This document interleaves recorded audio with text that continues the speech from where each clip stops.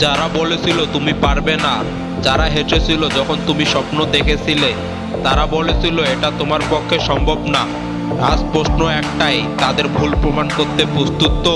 প্রত্যেক মানুষের জীবনে একটা সময় আসে যখন চারপাশের সবাই তার উপর থেকে বিশ্বাস হারিয়ে ফেলে।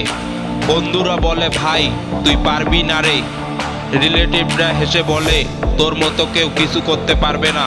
কিন্তু ইতিহাস বলে সবচেয়ে বড় চমক দেয় সেই মানুষ যাকে কেউ গণনায় ধরে না।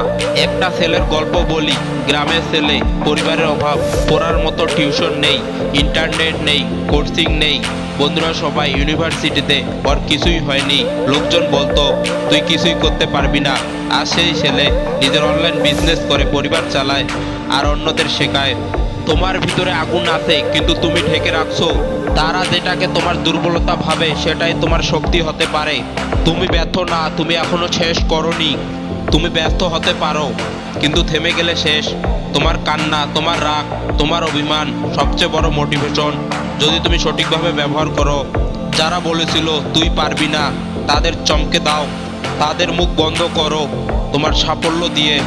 তাদের ভুল প্রমাণ করতে প্রতিদিন এসব কাজ চালিয়ে যাও। প্রতিদিন 1% ভালো হও। নোট করো কারা তোমার বিশ্বাস ভেঙেছে, তাদের ভুল প্রমাণ করো শান্তভাবে।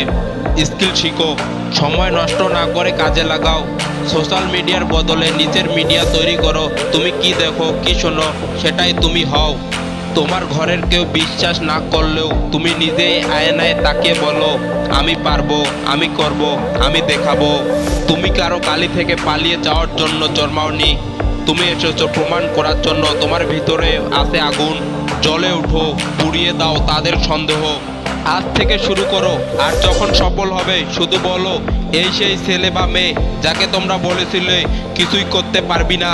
ভিডিওটা তাদের সঙ্গে শেয়ার করো যারা তোমার উপর বিশ্বাস হারিয়ে ফেলেছে। আর মনে রাখো তুমি পারবে যদি ঠিকঠাক লড়ো।